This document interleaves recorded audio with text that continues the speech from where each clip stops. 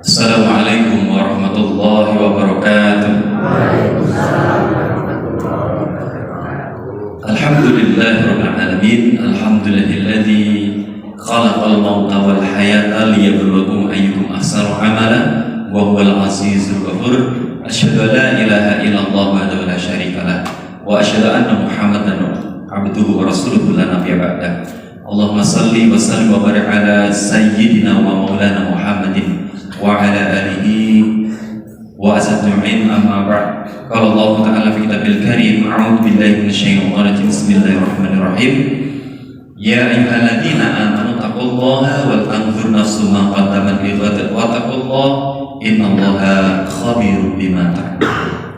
Bapak Ibu jamaah Masjid At-Taqwa ingkang kula hormati, alhamdulillah wonten ing injang menika di pagi hari ini kita semuanya bisa duduk bersama-sama insyaallah dalam kondisi sehat walafiat, amin ya rabbal alamin. Kalau Nabi itu kalau berdakwah dilempari dengan kotoran ya, kalau kita buatan dilempari kotoran kita malah disuguhi kayak gitu ya. Makanya kita manfaatkan ya kenikmatan ini dengan sebaik-baiknya.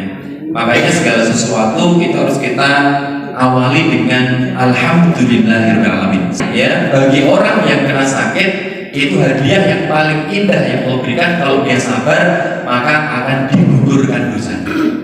Jadi kalau kita sakit dan kita bersabar, maka sakit itu yang menjadikan dosa-dosa kita berguguran. Makanya ketika sakit sekarang saya mengatakan alhamdulillah gitu. Kenapa? Karena mungkin bukan karena istighfar kita doa kita gugur, bukan karena sholat kita, mungkin malah karena sakit kita ya. Makanya kemudian ketika saya sakit saya bilang alhamdulillah ya Allah, telah engkau masih berikan aku sakit, seperti halnya yang diucapkan oleh Nabi Ayub alaihissalam. Ketika dicoba maka beliau katakan ya aku bersyukur dan bersabar atas ujian. Masya Allah ya. Nah maka pagi hari ini monggo kita semuanya bersyukur kepada Allah dengan mengucapkan alhamdulillahirrahmanirrahim ya. Kenapa? Karena memang ya seluruh apa yang kita rasakan itu semua berasal dari Allah ya.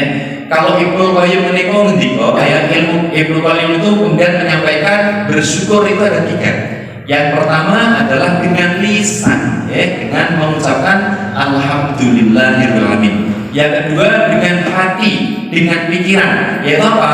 Meyakini bahwa seluruh kenikmatan berasal dari Allah, bukan dari tetangga, bukan dari suami, ibu, bukan dari istri kita, bukan, tapi dari Allah. Kalaupun kemudian anak-anak kok misalnya transfer, anak-anak kok tiba-tiba ngasih hadiah, itu semuanya berasal dari Allah. Anak-anak kita, pasangan kita, keluarga kita, tangga kita, mungkin pimpinan kita hanya wasilah, hanya sarana, tapi sumber kebahagiaan, sumber kenikmatan itu dari Allah.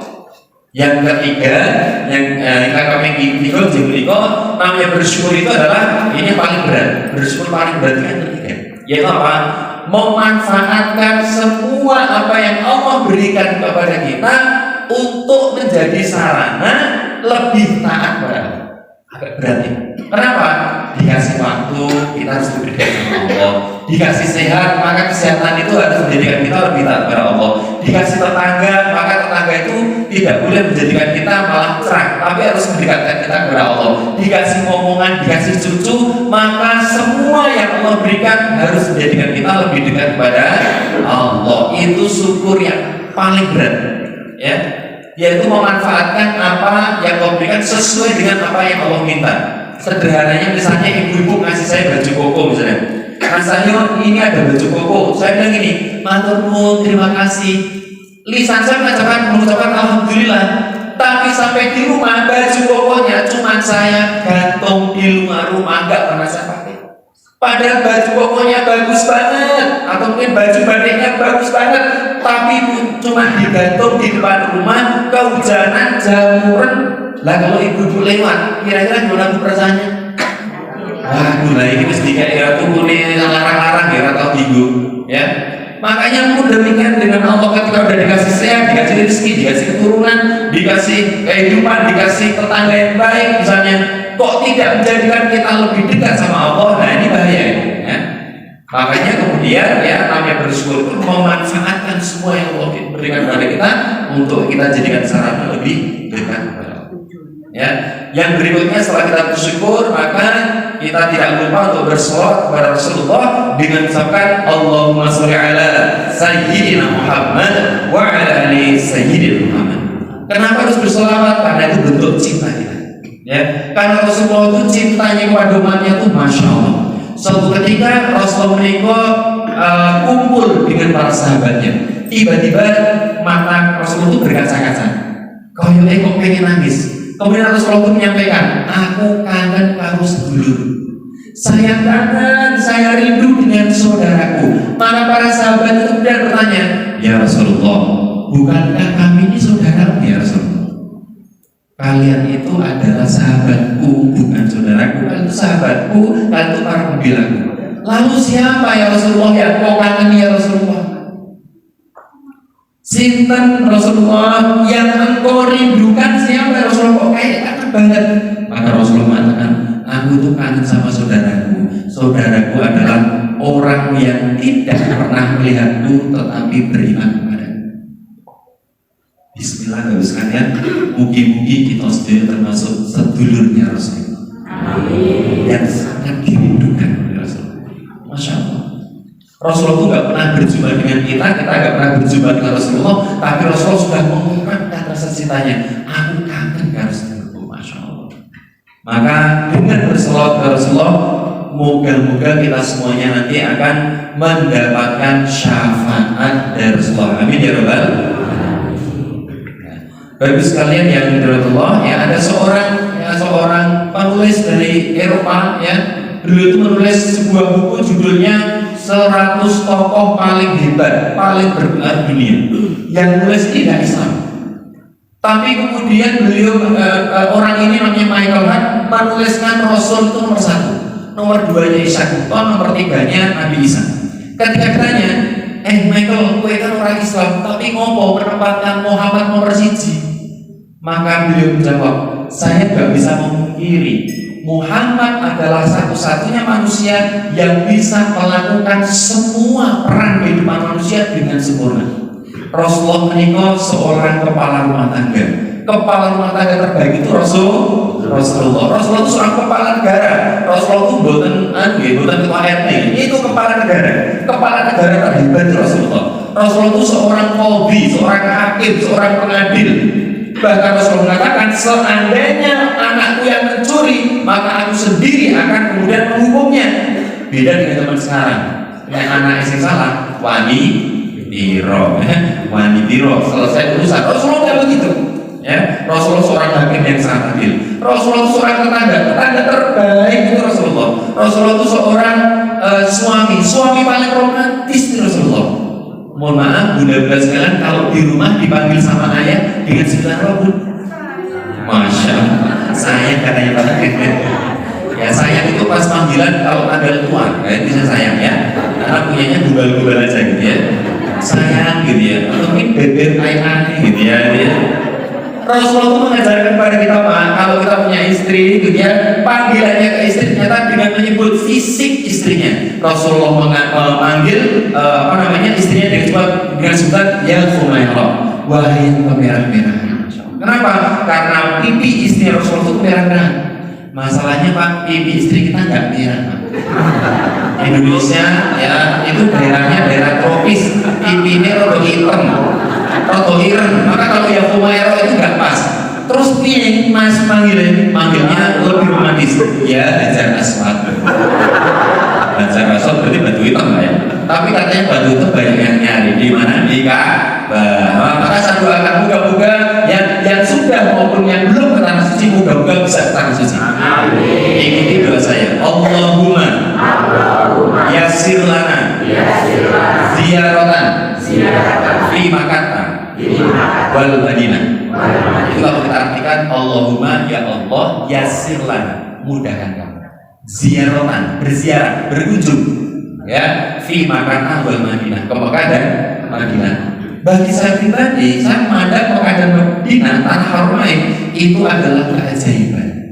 Ya, banyak banget ya orang-orang yang kaya raya, jangankan haji, umroh aja enggak.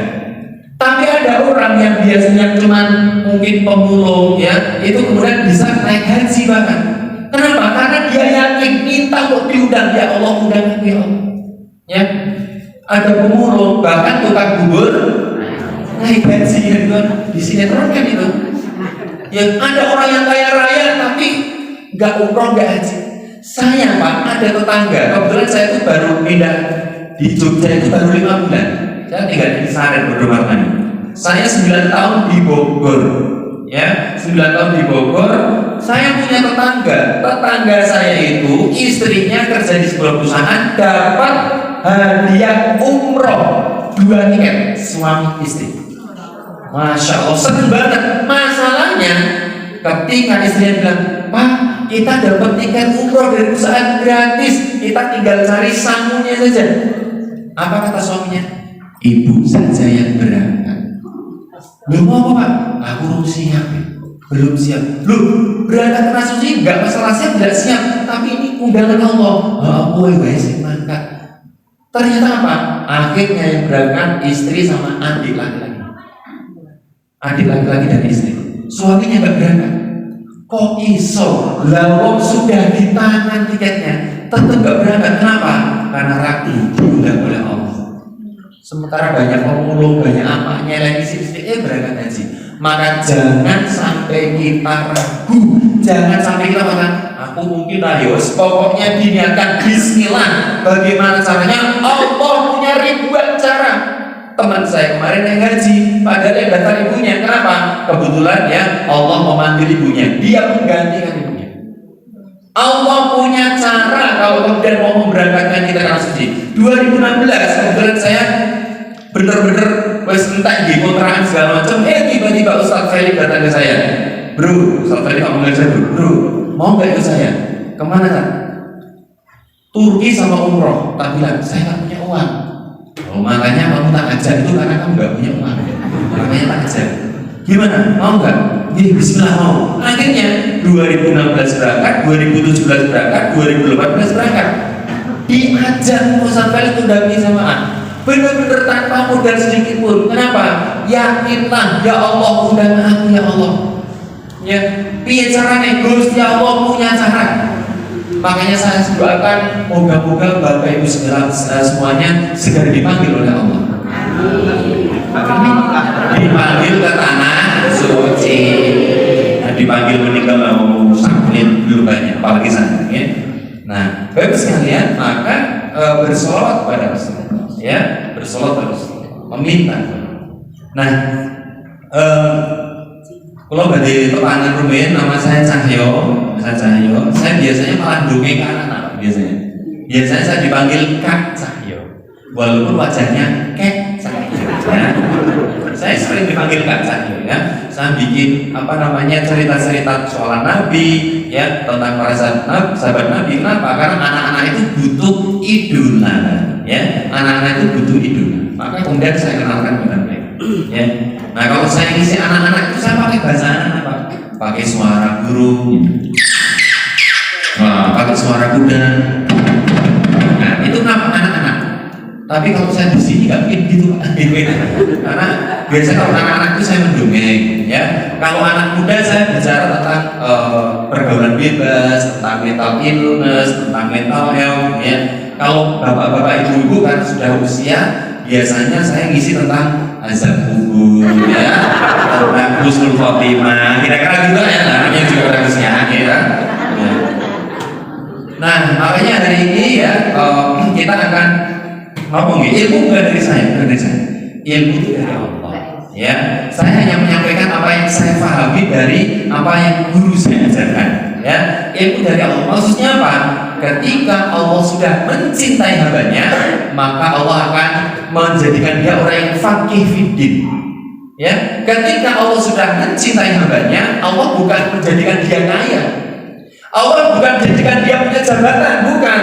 Tapi ketika Allah sudah mencintai hambanya, maka bonus dari Allah, bentuk cinta dari Allah adalah faqih fiddin. Dia akan difahamkan soal agama. Maka yang memahamkan itu adalah Allah.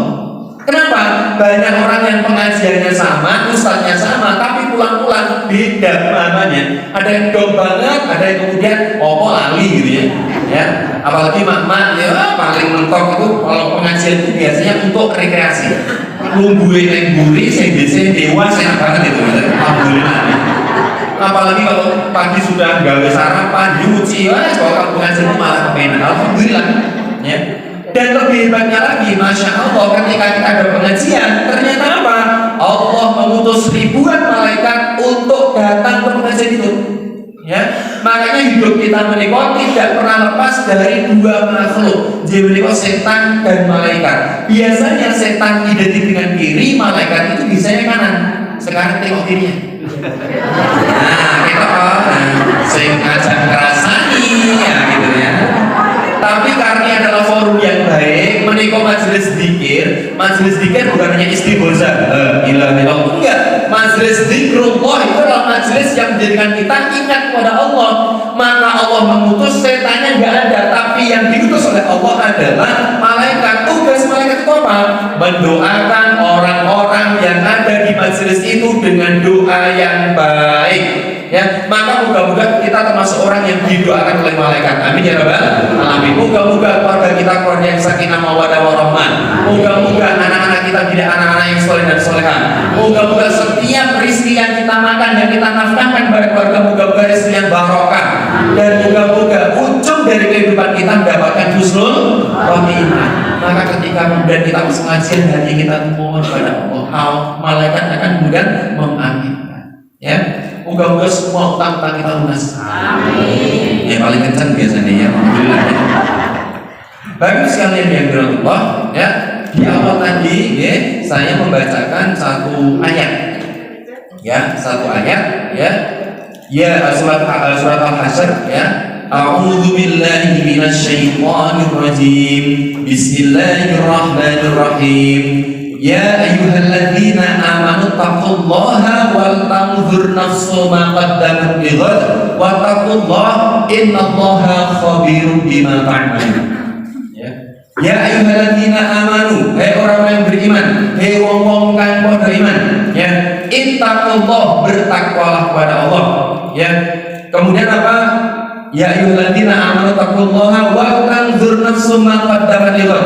Dan hendaknya setiap orang, setiap manusia memperhatikan apa yang sudah dia lakukan untuk hari esok. Hari esok itu bukan hari Senin dan Selasa, tapi hari esok itu adalah hari akhirat.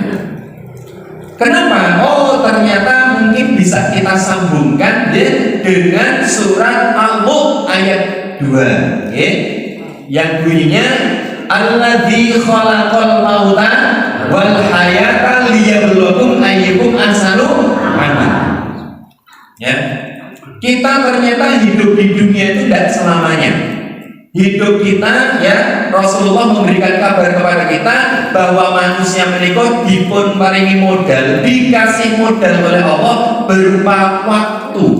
Ya, waktu paling berharga, bukan harta tapi waktu. Maka di dalam surat Al-Asr kemudian disampaikan wal 'asr innal insana lafi khusr illa alladziina aamanu wa 'amilus shalihati wa tawassaw bil haqqi wa tawassaw bis sabr. Demi waktu, demi masa, sesungguhnya semua manusia itu bangkrut, merugi semuanya, ya. Kecuali, ya ada kecualinya. Ternyata Allah memberikan gambaran begitu berharganya waktu sampai bersumpah dengan waktu. Pertanyaannya adalah modal kita di dunia menikah pinten tahun ya? Ternyata Rasulullah menyampaikan akmaru ummati ma baina sittina ila sab'in. Umur umatku antara 60 sampai 70 tahun. Jadi hari ini yang sudah 59 tahun setahun lagi. Yang sudah 60 tahun besok pagi siap-siap, ya 60 sampai 70 tahun. Tapi namanya usia itu rahasia Allah, betul? Ya.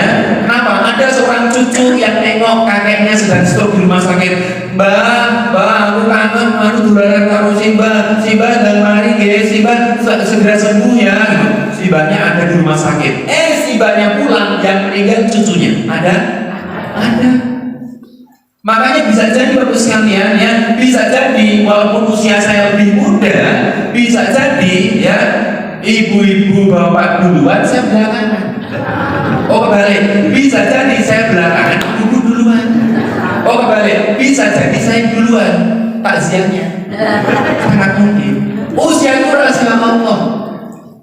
Amaru ya, sesungguhnya umur umatku ya, ma baina sittina wa sab'in, umur umatku antara 60 sampai 70 tahun. Model kita itu hanya sekitar katakanlah 60 tahun. Dan ternyata di akhirat itu ternyata satu harinya itu sama dengan 1000 tahun ukuran manusia. Bahkan seseorang yang menunggu dihisab menikah antri 50.000 tahun. Kalau kita mau ke Jakarta modal 1 juta nyampe, kita mau ke Turki modal 10 juta nyampe, lah kita mau ke akhirat yang waktunya sangat panjang, bahkan khalidina fiha abadan, abadi. Pertanyaannya, dengan modal 60 tahun, amal apa yang akan kita banggakan di hadapan Allah? Ternyata 60 tahun menikah tidak semuanya kepake secara maksimal. Rasulullah menyampaikan wonten 3 golongan, ada 3 golongan yang tidak dihisab oleh Allah. Rasul menyampaikan ya, ada 3 golongan yang Allah akan mengangkat penanya, nggak dihitung pahala dan dosanya. Siapa mereka? 1, orang yang tidur sampai dia bangun. Terus yang ikan sare ya, orang yang tidur itu tidak bisa berapa, waktunya hilang begitu saja ya. Tidur kita rata-rata berapa lama Pak Bu? Kalau kita capek banget katakanlah 8 jam, berarti kalau 24 jam dalam satu hari, nek 8 jam itu berarti sepertiganya hanya untuk tidur. Kalau waktu hidup kita 60 tahun, berarti sepertiga dari 60 tahun hanya untuk tidur.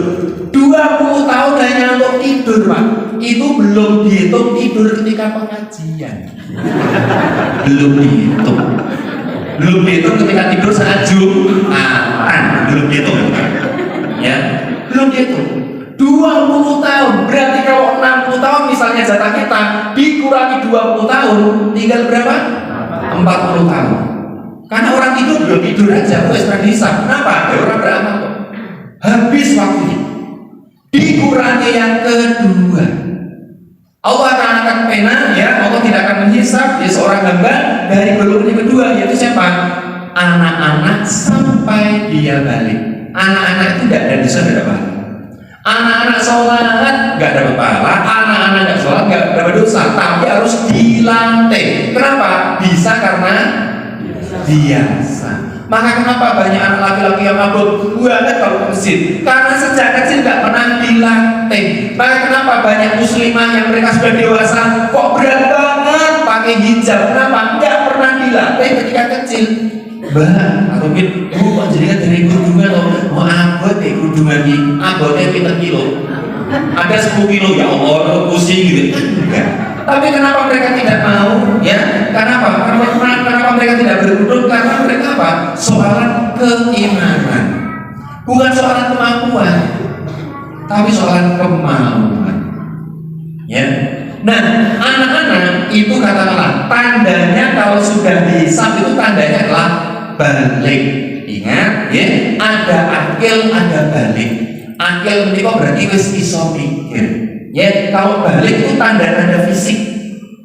Ya, maka akil balik itu adalah dia sudah bisa mikir dan dia sudah secara fisik sudah tanda-tanda dewasa. Tandanya apa? Kalau yang perempuan menstruasi atau haid, kalau yang laki-laki ini basah. Ya, maka sebelum itu, ya sebelum ini basah atau menstruasi, anak-anak itu adalah orang yang suci. Ya, belum ada tanda-tanda apa namanya secara fikih dia adalah orang yang bisa ditaklif itu dikasih beban hukum. Nah kita semua ya sekalian pernah jadi anak-anak, kan nggak mungkin ceprot langsung jigotan, enggak, ya kan? Kita pernah usianya antara 0 sampai kalau dulu ibu-ibu masih ingat ketika haid usia berapa? Oke, misalnya 15 SMP. Bapak-bapak dulu ketika mimpi basah, ini fikih bukan jorok, ini fikih. Dulu ketika mimpi basah usia berapa Pak? Kira-kira? Oh 5 tahun. Mau berapa itu? Nah itu namanya ngompol ya. Ya. Zaman dulu yang haid ternyata apa? Usia 15. Sekarang Bu anak SD sampun wonten ingkang haid. Ada nggak? Banyak 10 tahun kok bisa gitu. Kenapa? Karena ternyata ya asupan makanannya berbeda. Dia tuh gembili, uwi gitu. Dulu tuh sehat semuanya. Gembili, uwi, ganyong, nah, telo gitu ya. Dulu saya masih ingat karena saya lahirnya di Wonosari Semanu. Saya masih ingat pernah itu kalau pagi sarapan bener bakar telo saya sama sini saya. Ya. Ternyata apa? Dulu mah sehat. Sekarang makanannya halal semuanya, micin semuanya, minuman tuh itu dan ternyata mempengaruhi tubuh anak zaman sekarang. Belum lagi sinetronnya. Zaman dulu sinetronnya tentang keluarga, nggak ada tentang cita-citaan. Contoh, sinetron zaman dulu apa Bu?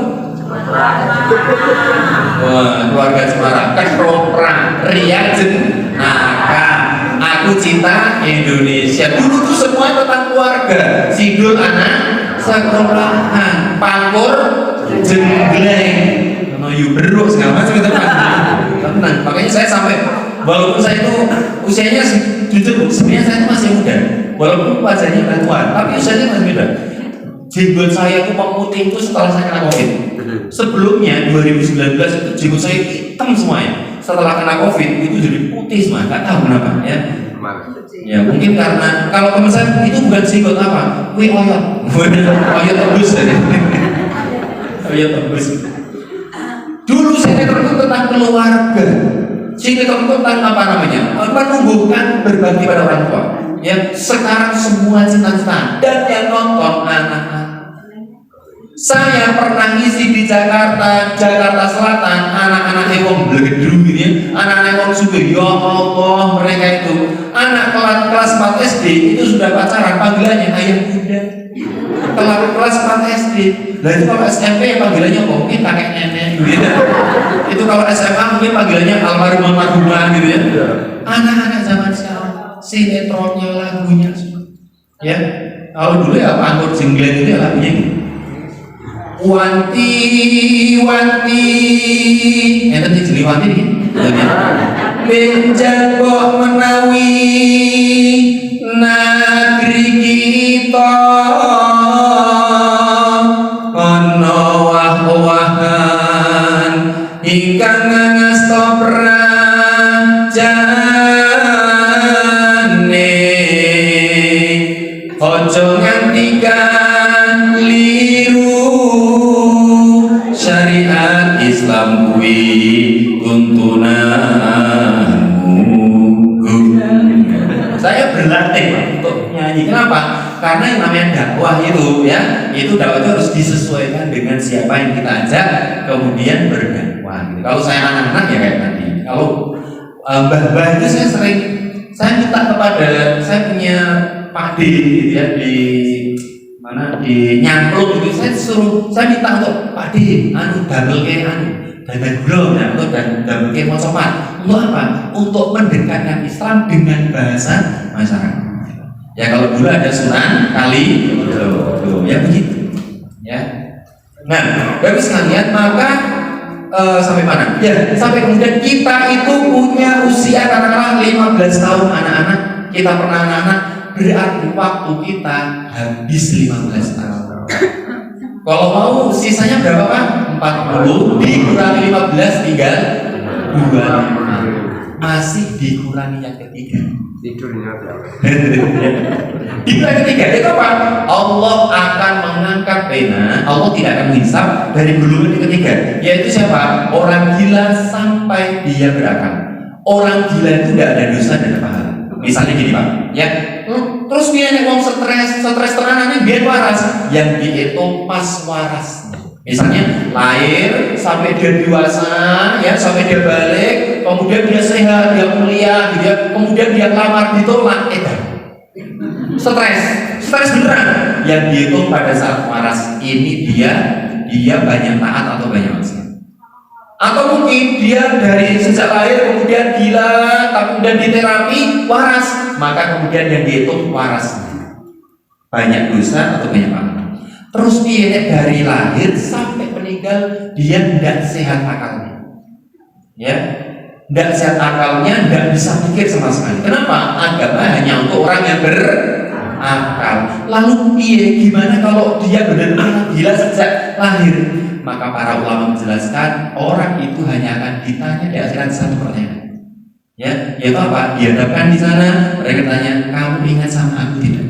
Maka kemudian kamu tahu siapa penciptamu? Ya, penciptamu adalah Allah. Maka dia dimandikan dan dimasukkan dalam surga. Jebule enak lagi dari komentar dia merasa Allah ya. Enak ternyata, nggak ada hisab ya, nggak ada itu bersama Allah ya. Jadi nanti setelah pengajian ini aku biar beli ya. Berarti waktu kita tinggal 25 tahun dibandingkan 1000 tahun, kok kayaknya ya Allah, sangat gak sebanding sekali, ya. Maka kemudian seandainya, ini seandainya, berandai-andai, seandainya dengan usia sisanya 25 tahun, kemudian ibadah kita sempurna, sholatnya apik, posonnya apik, zakatnya dilaksanakan, haji juga.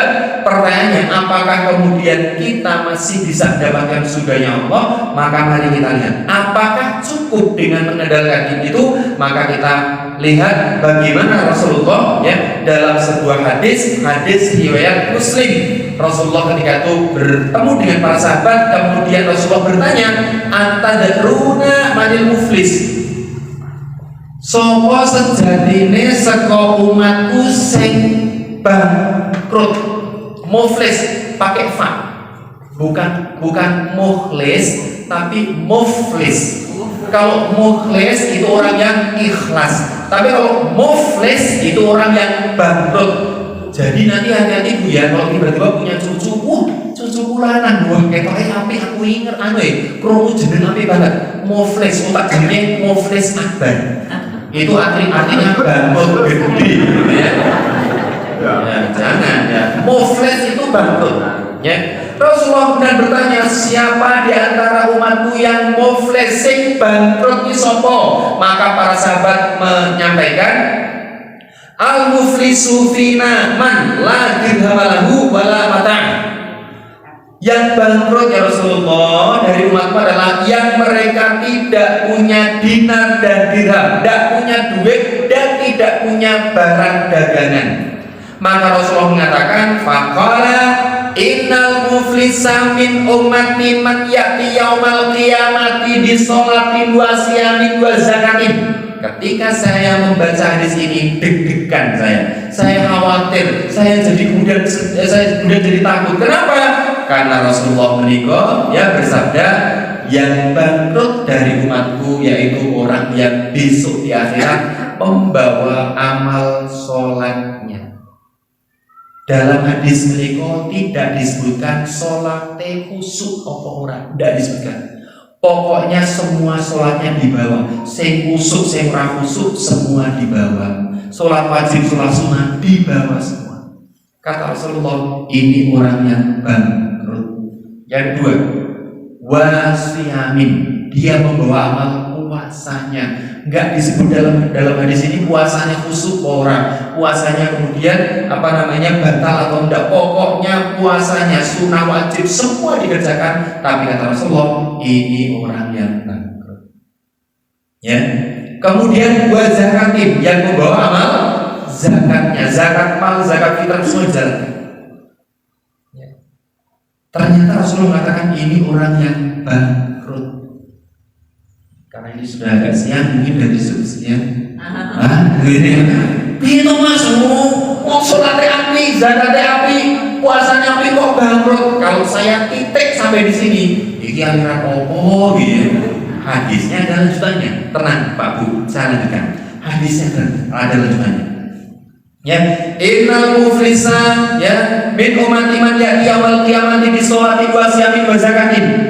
Wa qad syatama hadza wa qadhafa hadza wa akallama hadza wa daraba hadza wa sakama hadza innal muflisa min ummati man yati yaumal qiyamati bi sholatin wa siyamin wa zakatin. Dari umatku yang bangkrut adalah yang membawa amal sholatnya, amal puasanya, amal zakatnya, koma wa qad syahad, tapi dia suka mencaci tetangga, sering julid, sering rasa. Wa qad syahad wa qad dafala, dia menuduh tetangganya atau memfitnah tetangganya. Jadi sering banget naik masjid, poso ya ora bolong, tapi lisannya juga tidak pernah ya lereng untuk merasani. Maka ini orang yang bangkrut. Nanti bangkrutnya kayak apa kan kita bahas. Ya. Maka hati-hati Pak Bu kalau ada berita di di HP gitu ya, yang mudah di-share, kalau itu beritanya hoax, itu fitnah, kita melu nge-share, kita bangkrut. Hati-hati betul kalau kita nge-share berita itu. Ya, karena gara-gara jempol ini kita jadi fitnah ya. Itu. Kemudian apa? Wa akala malahada, dia memakan harta yang tidak hak. Mencaci maki, menuduh, memakan harta yang tidak hak. Ya. Contohnya misalnya korupsi. Seandainya Pak, pejabat-pejabat yang di negeri ini sing do korupsi bisa membeli hakim, jaksa, pengadilan, polisi, sosial media, berita, uapin dituku. Pokoknya aku saya korupsi ini tolong yo, namaku dibersihkan. Akhirnya berita mengatakan dia tidak korupsi. Di hadapan manusia dia tidak punya salah sama sekali, tapi di hadapan Allah tidak bisa. Ya, seandainya yang dikorupsi itu adalah uang se-RT, maka besok di akhirat yang menuntut orang se-RT. Mungkin di dunia dia bisa menutup kasus seolah-olah dia tidak korupsi, padahal dia korupsi.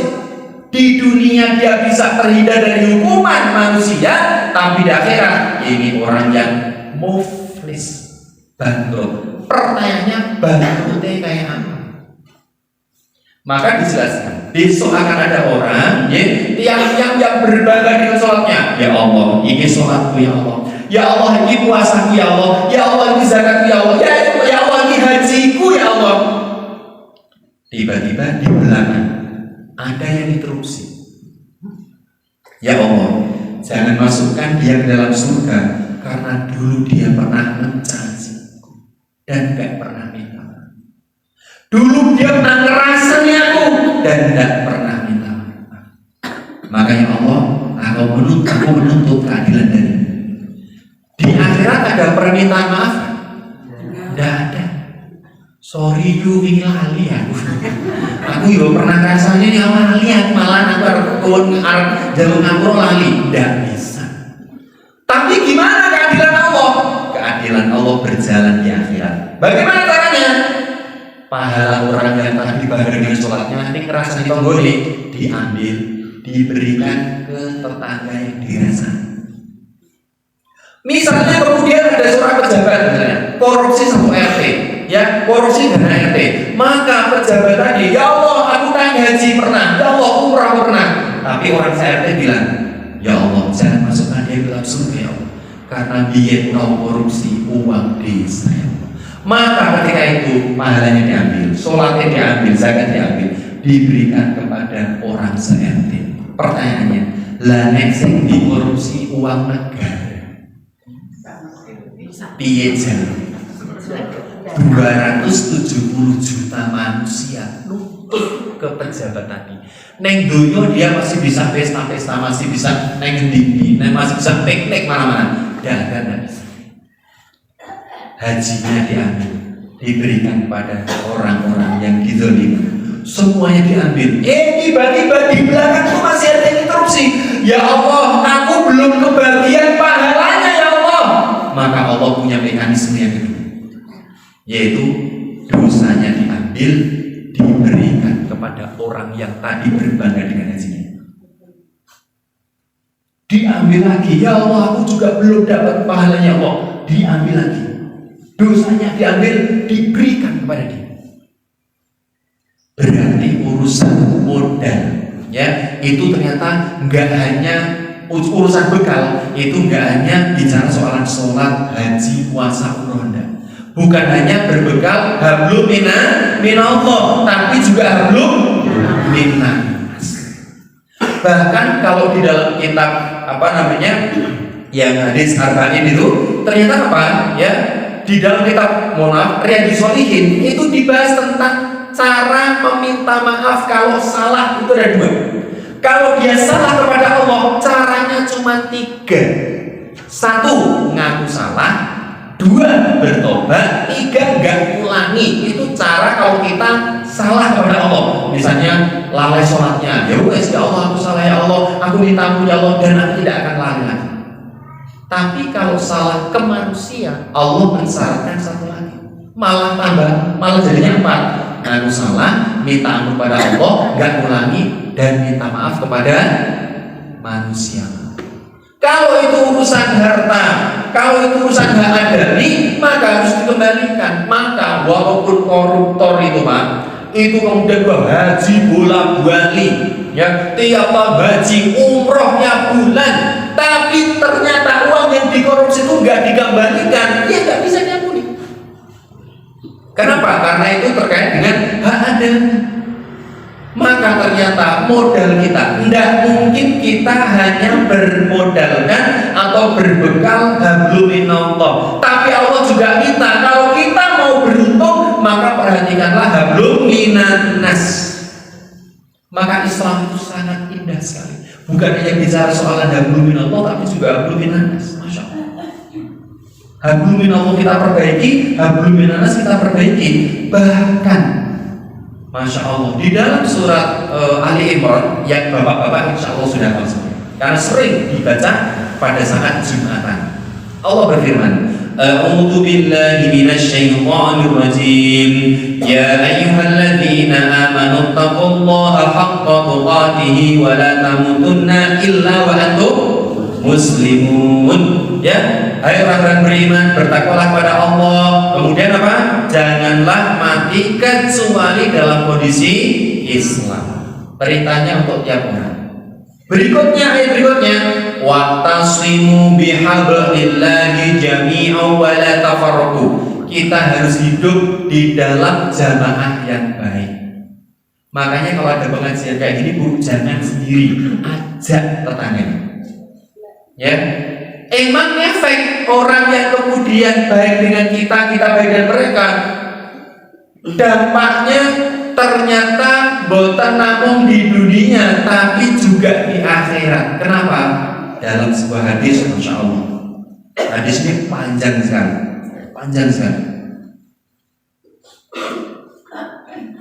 Jadi ceritanya kurang lebih gini. Besok orang-orang yang kemudian mereka banyak dosa itu dilempar ke dalam neraka. Yang pahalanya banyak dimasukkan ke surga. Pertanyaannya, yang dosanya 50, pahalanya 50. Bingung masuk kemana? Maka diceritakan di dalam hadis ini, hadis riwayat dari Imam Muslim, meriwayatkan sebuah hadis dari Rasulullah. Hadisnya kurang lebih ceritanya begitu, panjang sekali.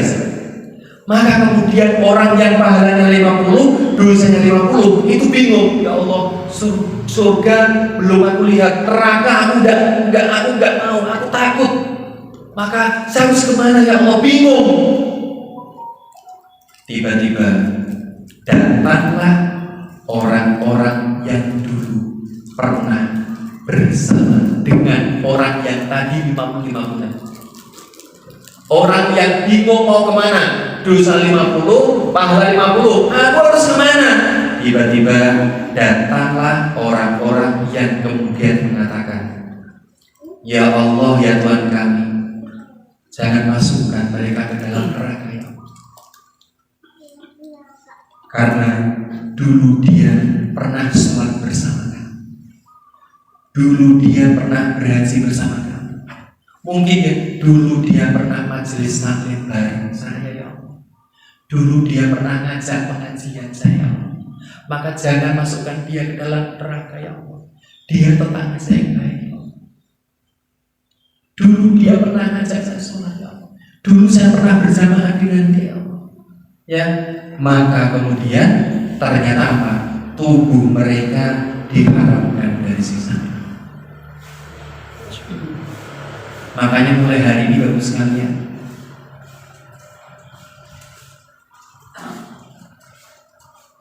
kalau memandang tetangga kita, pandanglah dengan pandangan akhirat. Bisa jadi bukan karena sholat kita masuk surga. Bisa jadi bukan karena zakat atau haji. Bisa jadi karena tetangga kita masuk dalam surga. Maka mulai hari ini diingat-ingat siapa yang hari ini ada di majelis. Diingat-ingat Bu Sopo wae. Walaupun di akhirat nanti enggak usah wah aku biar alim enggak, kalau bisa amalnya baik insyaallah. Diingat-ingat, ya Allah ini bu ini pak ini dia baik sama saya. Maka ya Allah, besok kalau kemudian ternyata misalnya saya di surga, kemudian tidak ada bapak ini enggak ada, ya Allah izinkan aku mengajak mereka ke dalam surga. Orang-orang soleh yang dulu satu jamaah kita boleh saling menyelamatkan. Pun demikian, bagus kan? Tolong ingat-ingat wajah saya. Kalau besok saya nggak ada di surga, tolong dicari.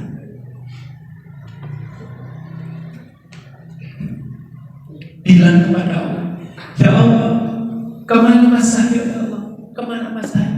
Ya Allah, dulu pernah mengajar sama saya. Ya Allah, tolong wajah saya karena kayak dibeli.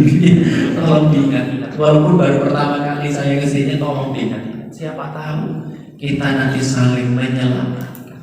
Wa'tasimu bihablillahi jami'an wa la tafarraqu wadhkuru ni'matallahi 'alaikum idh kuntum a'da'an fa'alafa baina qulubikum fa'asbahtum bi ni'matihi ikhwana.